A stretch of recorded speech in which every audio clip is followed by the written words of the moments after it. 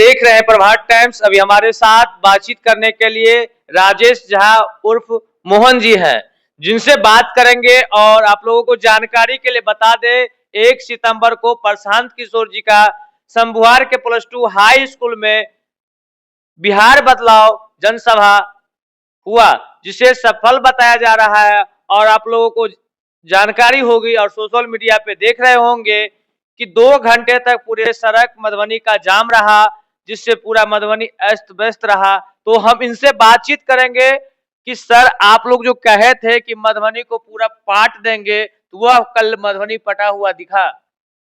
सबसे पहले बहुत बहुत धन्यवाद आपका प्रभात टाइम्स के तमाम टीम और जो भी आपके दर्शक व्यूअर हैं, उन तमाम लोगों को जनसुराज पार्टी की ओर से हम हार्दिक बधाई शुभकामना देते हैं।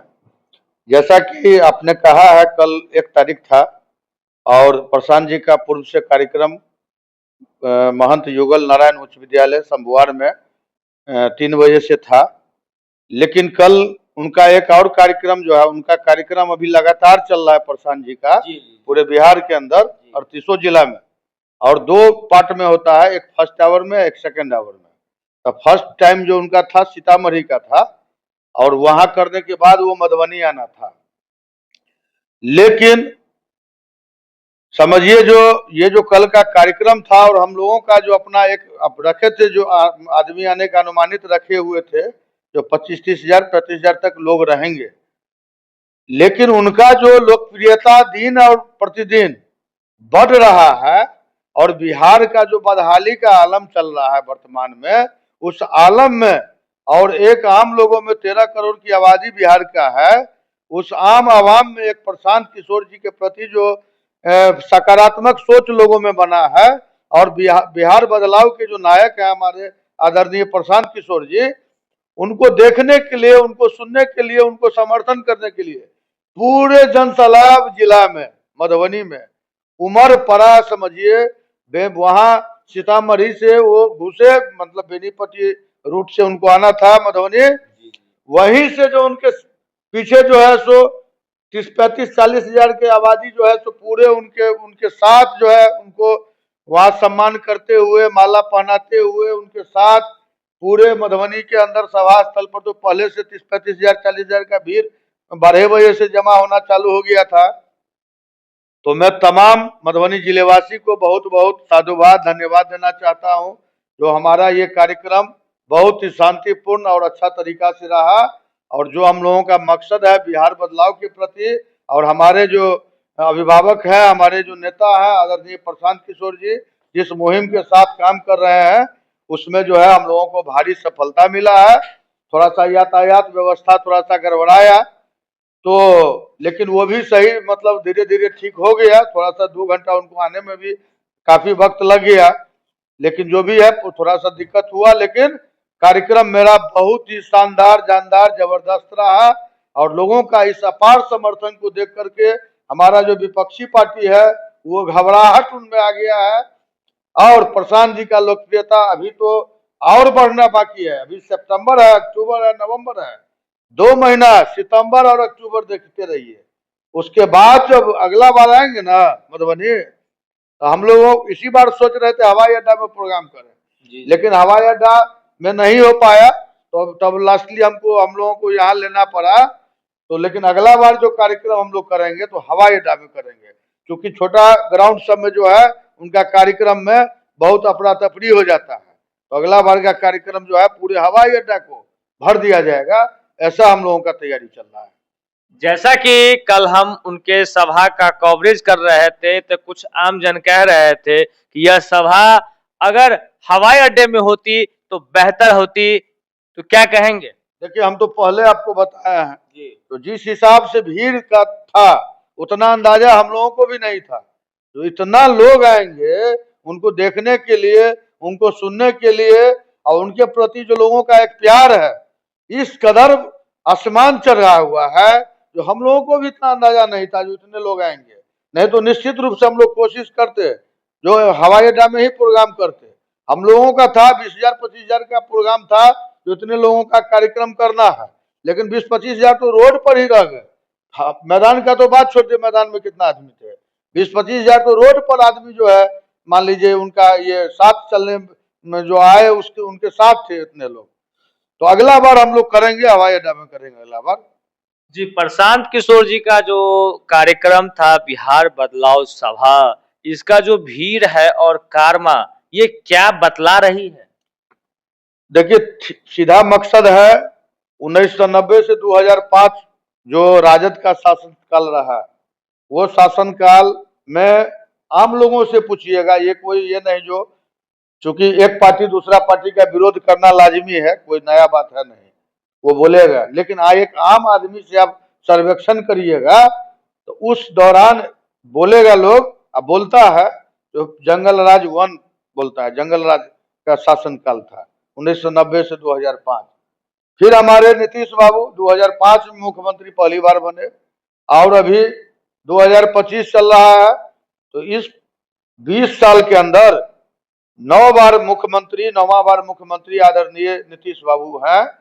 और इस दौरान आपको बता दें, जो राजद के साथ भी इनका तालमेल रहा और एनडीए के साथ भी इनका तालमेल रहा, लेकिन मुख्यमंत्री नीतीश कुमार जी ही रहे। तो मैं ये बताना चाहता हूं, जो इनका शासन 2005 से लेके 2010, 2015, 2000 मोटा मोटी 20 तक जो अपना एक लॉ एंड ऑर्डर होता है, और जो इनका शुरू से रहा है विकास का जो था, वो मोटा मोटी ठीक था। लेकिन 2020 और 2025 का जो अभी चल रहा है जी, वो उसको अगर हम लोग राजद के शासनकाल को जंगल राज 1 कहेंगे तो इनका महाजंगल राज 2 हो गया है। इतना ज्यादा जो है अव्यवस्था हो गया है पूरे राज्य के अंदर में, जो कहना मुश्किल है। डेली मर्डर, लूटपाट, हत्या, ये सब तो आम बात हो गई है। हमारे मधुबनी ऐसे शांत जगह में एक बार आप अखबार निकाल के देखिए, डेली 10 गो मर्डर, 10 गो लूट घटना आपको देखने को मिलेगा। तो क्या विधि व्यवस्था है भाई? आप सुशासन बाबू हैं, सुशासन बाबू के नाम से लोगों ने आपको 20 बरस दिया, और आपका आज का बिहार का जो लॉ एंड ऑर्डर हो गया है, महा एकदम जो है जंगल राज का हिसाब किताब है। और भी हमारे जो प्रशांत किशोर जी हैं, उनका कहना है राजद के शासनकाल में हमारे मधुबनी में चीनी मिल था, रैयाम चीनी मिल, यहाँ लोहट चीनी मिल, सकरी चीनी मिल, पंडोल सूता फैक्ट्री था। तो राजद शासनकाल में रैयाम चीनी मिल, राजद शासनकाल में वो तमाम बंद हो गई थी। हम इनको आरोप नहीं लगाएंगे, इनके समय बंद नहीं हुआ है, बंद हुआ है राजद के शासनकाल में। लेकिन एक अंतर दोनों में जब तुलना होता है, उस समय अगर बंद हुआ और आप सुशासन बाबू हैं, आप अगर उसको चालू करा दिए रहते, तो आज जो हमारे मिथिलांचल के, आज जो हमारे बिहार के नौजवान जो पढ़ लिख के, और वो 15,000 20,000 का नौकरी करने के लिए हजारों हजार किलोमीटर घर परिवार बाल बच्चा को छोड़ करके आज दूसरे राज्य में पलायन कर रहे हैं, वो तो रुकता।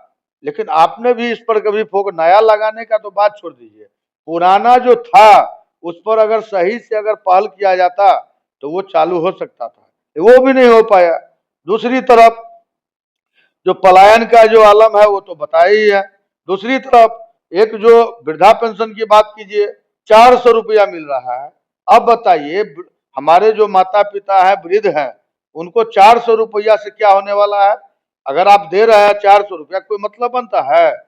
प्रशांत 1100 हो गया सर। प्रशांत वही ठीक है, हम वही उसी जगह आ रहे हैं, आप जो पूछना चाह रहे हैं। तो प्रशांत जी जब इस मुद्दा को लिए और उठाए लगातार, जो हमारी सरकार बनेगी तो हम 400 को 2,000 रुपया करेंगे, तो उनका जो इस पर जो लोकप्रियता बढ़ा, तो एक घबराहट सा उनमें हुआ, और वो 400 से अभी जुलाई से जो है, जून या जुलाई से 1100 किया है। लेकिन फिर भी हम लोगों का ये नहीं है, आप 1100 भी जो है तो कहीं से कोई मतलब नहीं रखता है। 2,000 रुपया जनस्वराज पार्टी की सरकार बनेगी तो 2,000 रुपया जो है वृद्धा पेंशन किया जाएगा। पलायन पर जितने भी पुराने फैक्ट्रियां बंद है, वो उसको तमाम को चालू कराने का काम होगा, और नए कैसे लगे उस पर काम होगा। हमारा युवा जो आज हमारे राज्य को छोड़ के विभिन्न राज्य में काम कर रहे हैं, वो तमाम युवा जो अभी छठ में आएंगे, वो कैसे बिहार के अंदर, हमारे मिथिला के अंदर कैसे उनका व्यवस्था होगा रोजी रोजगार का, उसका तमाम जो है हमारा जन स्वराज पार्टी का सरकार करेगा काम। उसके बाद आज विद्यार्थी बच्चा जो गरीब परिवार है, जो मध्यम वर्गीय परिवार है, उनका बच्चा अभी भी सरकारी स्कूल में पढ़ रहा है। सरकारी स्कूल का क्या व्यवस्था है? अभी खिचड़ी मिलता है, कपड़ा मिलता है, साइकिल मिलता है, बहुत ही अच्छा है, हम कहीं से खराब नहीं मानते हैं, अच्छा है। लेकिन सिर्फ खिचड़ी से, सिर्फ कपड़ा से और सिर्फ साइकिल से क्या उनका भविष्य उज्जवल हो सकता है क्या? मेरा सवाल है। लेकिन उसी पर फोकस किया जा रहा है, पढ़ाई पर फोकस कम और इन तीनों चीजों पर ज्यादा फोकस है।